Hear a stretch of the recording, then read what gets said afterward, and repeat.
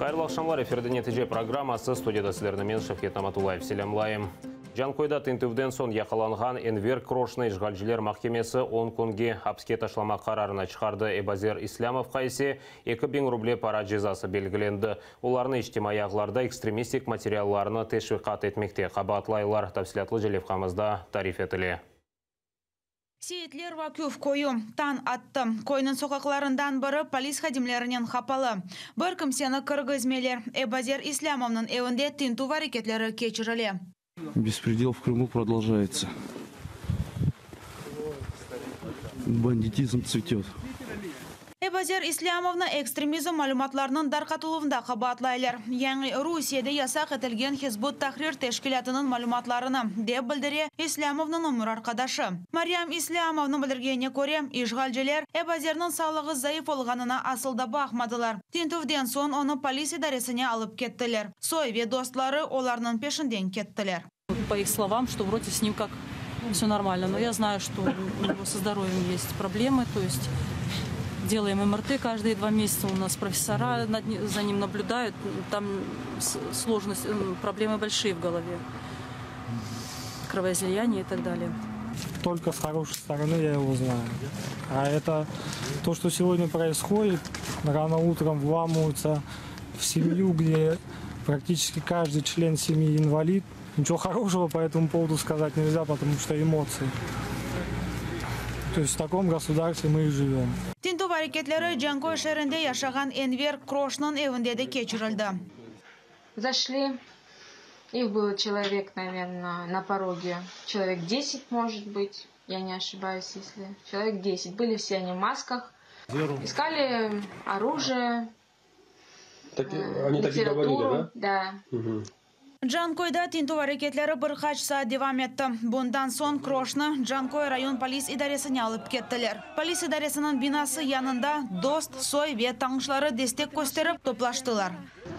Энвер нормальный человек, работает здесь Джанкой телефонистом, добрый, с друзьями, с любым человеком отношения нормальные у него всегда были. И Джанкой много кто его знает. Энвер Крош энді полис идаресіне бір кере давет етілген еді. 3 ел евелсі оны район полис идаресіне алып кетіп, ФСБ-нен ишберлікке талап еттілер. В час ночи он приезжает ко мне и показывают, у него на мизинцах было горелое, видно. Он говорит, током пытали, одевали мешок. В общем, смысл того, что его должны были, чтобы он на них работал, чтобы он был у них информатором. Он отказывался, это его пугали. Уважаемые, все услышали нас? Да. Если в течение 10 минут вы не освободите территорию возле райотдела, будете привлечены к административной ответственности. Одну минуточку. Штраф от 20 тысяч, включая административный арест. Қырым татарларының полис идаресінден шығарып, ерлі махкемелерге алып кеттілер. Оларны мемори ұқуқның бозылуында қабатлайлар. Риана Алиева, Заман, АТР. Жемат қоршылайжылары Энвер Крошқа 10 күнлік апыз жазасы белгіленгеніне шикайет етежеклер, оны экстремизм материалларыны тешвиқат еткенінде қабатладылар. Ақрабасы итираз білдіре, чүнки Крош бұл материалларыны та 2013 сенесі дер четкенеді дейлер. Последний раз он был в контакте, это при Украине. Там лозунги были. То, что противоречит, то, что не подходит вот этому государству беспредельному российскому. То есть то, что 5 лет его не было в соцсети, это не интересует судью вообще. Чувствует нормально, всем привет передает, всем селям. Благодарит за поддержку. Нами было подано ряд ходатайств, часть отклонили. На ознакомление дела дали всего лишь полчаса. Недостаточно для того, чтобы ознакомиться с делом, сделать фотофиксацию его и построить какую-то защиту. Как бы определенные моменты, которые указали судье, судья не учел эти моменты. 10 суток. Это не что иное, как реакция силовых структур, правоохранительных структур на активную правозащитную, гражданскую и социально-политическую активность Энвера Кроша. Ишғал олынған Қырымда өткерілген яқалануларына Украина тышышлер назирлігінде езі атладылар. Назирліктің спикері Марьяна Бетс айтқанына көре, бөле етіп ишғалжілер тамыр халқына Қырымдан мечбури шығарып русларына ерлештірмеге істей. Русия Украина айдынлатқанын бейанатларына сесленмей. Қырым татарларға незбетен өткерілген тақыплер Бірлескен Девлетлерінің халықара махкемесінде бақылған Русияге қаршы даваға қошылacak екен. Фактично здійснюється геноцид населення, і ми всі ці факти збираємо. Звичайно, засуджуємо такі незаконні дії російської окупаційної влади, тому що навіть відповідно до міжнародного права будь-яка окупаційна влада має дотримуватися міжнародного права, прав людини і основних свобод.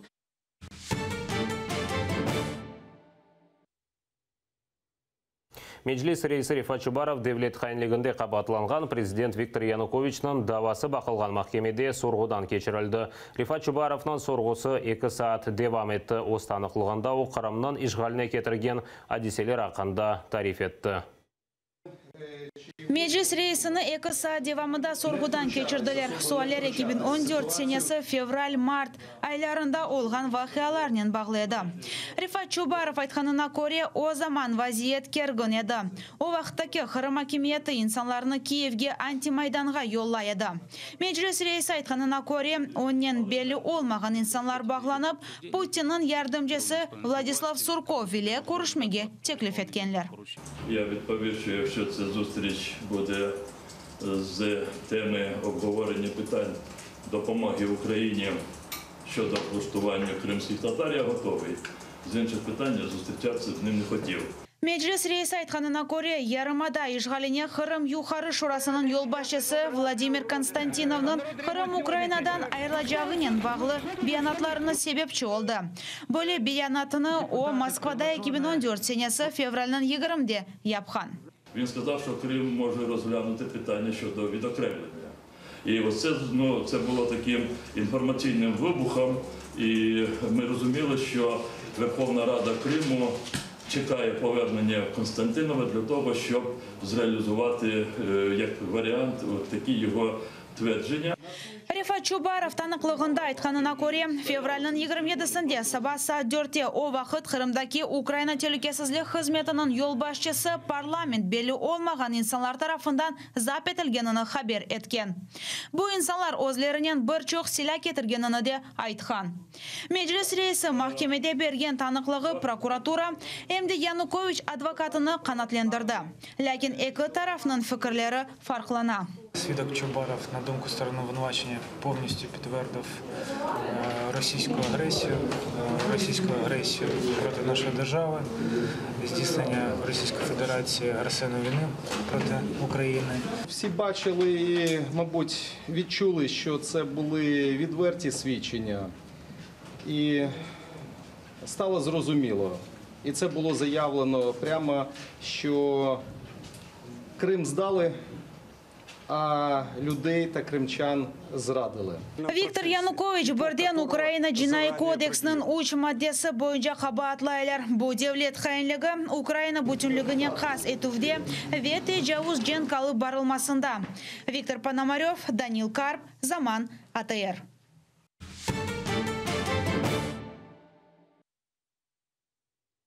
Ялталы Хизбут Тахрир давасының бақылмасы январынан 31-не тайынленді. Ишғалжілер Рифат Алимов, Арсен Джипаров, Емрусин Куку, Муслим Алиев, Инвер Бекиров и Вадим Сирукны терроризм давасында қабатлай. Мұғберлеріміз давам абыслерінің қорантасы насыл яшағана аққанда тариф етмеге девам ете. Бүгін левқамыз Вадим Сирукның қорантасына бағышланған. Сейтлер районының Бешаран көйіндегі Букучук евде Вадим Сирукның қорантасы отыра.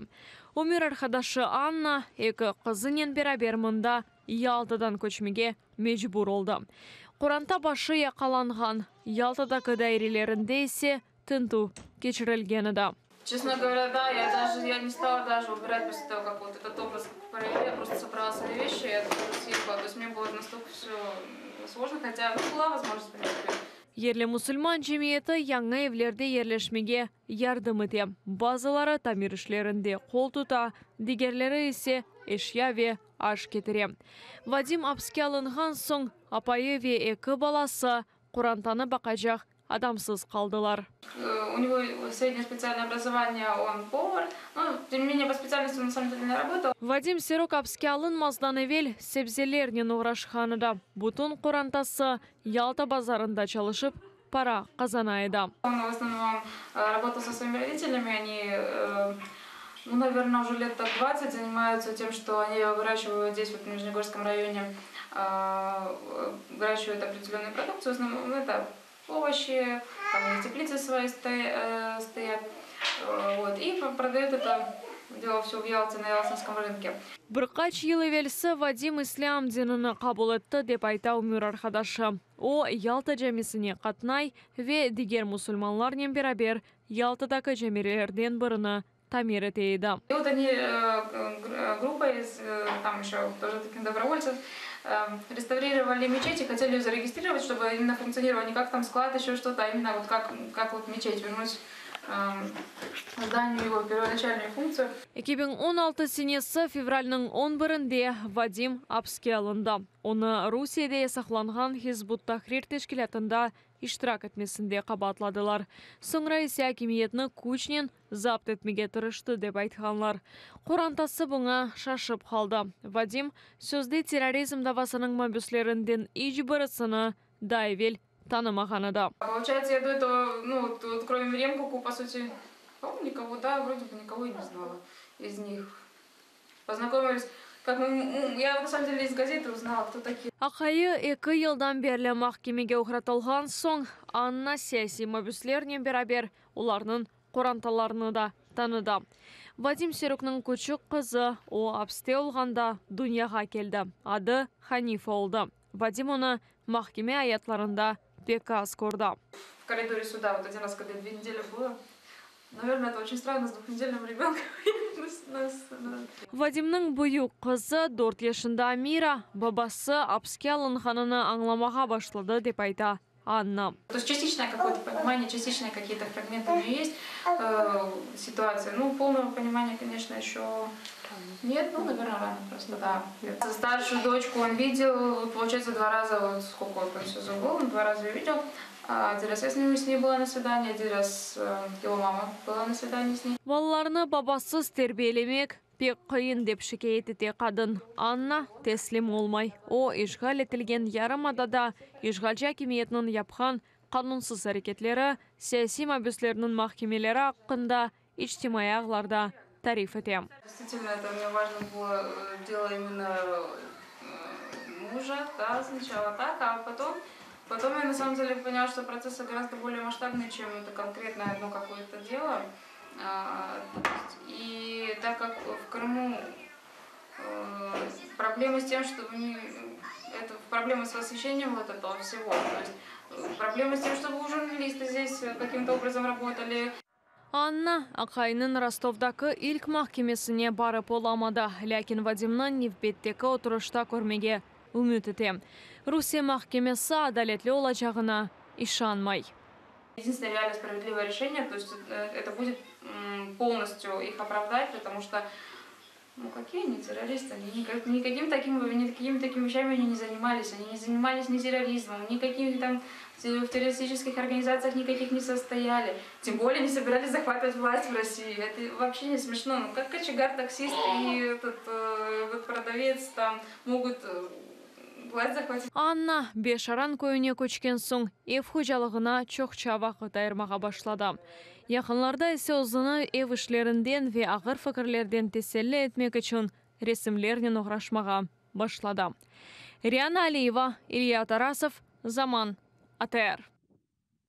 Украин байрағы үшін жазаланған Владимир Балухқа Украина қараманы унваны берілмесі үшін 100-ге яқын инсан имза берді. Бұл мұражат Украина президентіне берілежектір. Мескур мұражат Украина президентінің сайтында да ерлештірілген. Бүгінгі күнге Украина қараманы унваны 10 қырымлыда бар. Ләкин оларының епісі бұл мұкафатқа лайық дегел. Кім ақиқи кімісе сақты қараман Украинаға қайын шыққанларына не yapmaq керек олғаны мұхбірлеріміз огренді. Украina Qaramani unvani Ukrainada en yüksek mukofot. Bugungi kunga Ukraina qahramonlari jadvalinde 439 inson. Ulardan 10 Qrimdan. Itibar inqilobidan so'ng bu unvanining 2 Qrimli o'limdan so'ngra aldi. Bu Qrim ishg'oliga qarshi bir kishilik norozilik ko'rsatgan Rishad Ametov. Uni ishg'olchilar qiynab o'ldirdi. Ikkinchisi Yevromaydan ishtirokchisi 2014 senasi fevralning 20-sida nishonchining qo'shisidan elak olgan Sergey Kemskiy. Aqo'rchilaychilar bildirganiga ko'ra, itibar inqilobidan evvel 7 Qrimli Ukraina qahramoni oldi. Ammo ulardan cho'qisi bu unvonni ashladi. Двоє померли ще до окупації, а 5 інших були живими на момент окупації, і всі вони, скажімо, привітали окупаційні дії і збройну агресію Російської Федерації по відношенню до Криму різним чином або в своїх публічних коментарях, або своїми діями. Ularning arasında sağıcı kadın Katerina Gordeychuk, şimdi ise pensiyaga chiqqan so'ng Qrim ishg'oliga qo'l tuta. Fevzi Yakubov universitet prezidenti ola. O ishg'olchilar kelganini destekladi. Nikolay Boyko Qrim ishg'olidan so'ng Masandr kombinatining yo'lboshchisi olarak çalışmaga devam etdi. Bundan da g'ayri Putin ve Berlusconi ziyoratlari davomida uning kombinatining kolleksion sharabi ichildi. O o'zini Rusiyali deb izohlar berdi. Merhun olgan Nikolay Bagrov da Qrim ishg'oliga qo'l tutgan edi. Ishg'oldan so'ng Rusiya nazoratida olgan universitetining boshi oldi. Aleksandr Batalin Yanukovich vaqtlarida Qrim parlamentining deputati edi. Qahramon unvonini ona qochgan prezident bergan edi. 2014 senasi mart oyida ishg'olchilar kechirgan qonunsiz referendumini qo'l tutdi. Uning ishini prokuratura baqa. Казали вже про одного з колишніх депутатів Верховної Ради Криму, громадянина Баталіна. Прокуратура Автономної Республіки Крим відносно нього скеровано до суду обвинувальний акт за обвинуваченням за частиною 1 статті 111 Кримінального кодексу України. Державна зрада саме за ті голосування, які в 2014 році він голосував і які серед іншого зробили можливою окупацію півострова. Meclis a'zolari ve aqo'rchilaychilar da bir Ukraina qahramoni unvonining sahibi jadvalga kirsetilmadi deylar. Bu Boris Dech. O Qrim yuqori shuraning raisi ve Ukraina xalq deputati edi.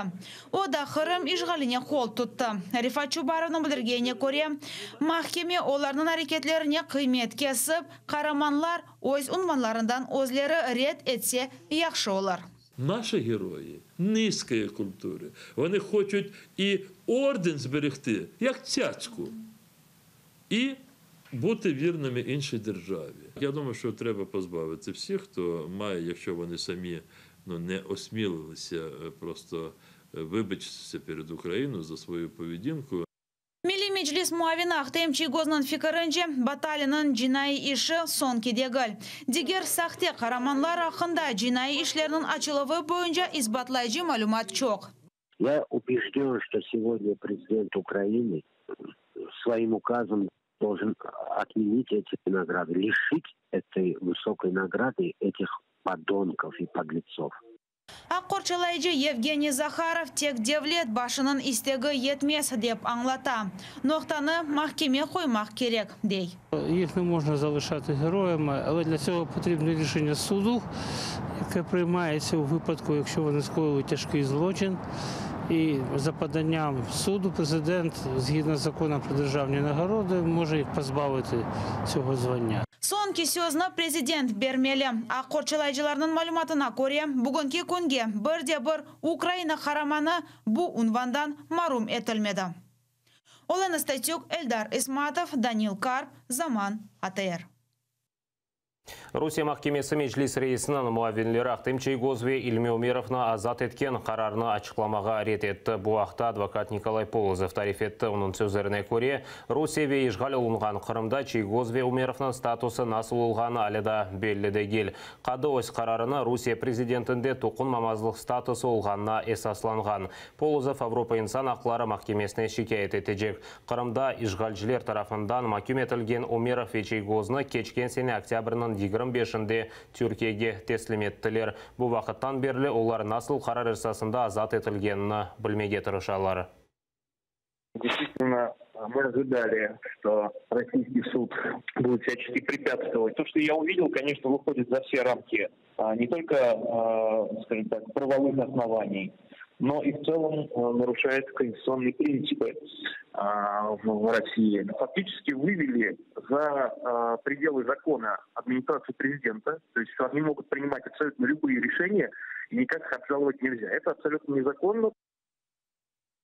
Қырмыжғалеве Донбастаки зыддиет девам етсе, Русияге қаршы санкцияларны ләғу етмек ве емшатмақ мүмкін дегел. Бұақта Қырым-Татар Милли Меджлисінің рейс муавинлері Илми Омеров ве Ахтем Чейгоз Авропа бірлігі ве Авропа парламентінде айтты. Брюксельде олар ижғал етілген Қырымда инсан ақлары аққанда сөз үрсетіп, Қырым-Татар ве Украин халқының вазиетлеріне диққат желп еттілер. Меджлис рейсінің муавинлері Русияге халқара құрылышларға қайтмаға имкан бермемеге чағырдылар. Вооруженные до зубов собаки издеваются сегодня над людьми в Крыму. Они сегодня насаждают страх и взрослым, и детям для того, чтобы помнили, покорились и превратились в быдло, чтобы не смели даже говорить о каких-то правах. За что? Сотни облав и обысков. Сотни задержаний и арестов, сотни административных дел и штрафов, сумма которых исчисляется миллионами рублей. Десятки людей похищены при участии власти и парамилитарных организаций, созданных этой же властью. Түркия Қырым ишғалыны танымай Киевде Меджлис азалары Түркияның Милли Мудафа комитетінің темсілжілерінен қорышты. Егет ел басшысы Юсуф Биязид айтқанына көре, Түркия Авропа байрақларынан келген гемелерге Қырым ялысына кірмеге изін бермейжек санкцияларға қол тұта екен. Қорышыл девамында екі тарафлама ишбірлік аққанда музакире кечірділер. Бұне берабер Меджлис азалары Ливан елшісі еледе Қорышыл кечірділер. Олар ишғал олынған ярмадада олған вазиетні де музакире етті. Меджлис азалары Русия Қырым-татарларыны тақып етмеге девам еткенін хабар етті. Здесь, во время посещения Меджлиса крымско-татарского народа, разумеется, мы обсуждали Крым, положение крымско-татарского народа, положение всех людей, которые живут в Крыму. Мы рассказывали о наших действиях, наших усилиях и наших планах, связанных с тем, чтобы восстановить право международное и максимально содействовать восстановлению территориальной целостности Украины. Давоста Украина сабалығы президент Петро Порошенко пенсия тәсілве тебе реформалар ақында тариф етті. Айтқанна көре эпсіні амелге кечірелер хабар жылыға қаршы махкеме тешкіл етілмекте деді. Айтқанна көре бұл эпсі Русия стилясына бақмадан откеріле. Порошенко білдіргенне көре Русия бірлешкен девлетлерінің азасы олғанна бақмадан отек Украинада дегілді бұтын Авропада вазиетна кергенлештіре.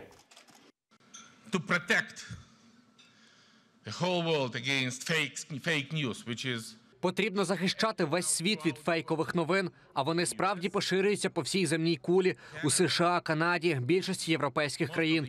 Фейкові новини дуже добре координуються у рамках гібридної війни Росії, не тільки проти України, але й проти всього вільного світу. Евроньюсны рус пропагандасында шекіледілер бұл епісі Қырымнен бағылы олған левхалар костергені үшін.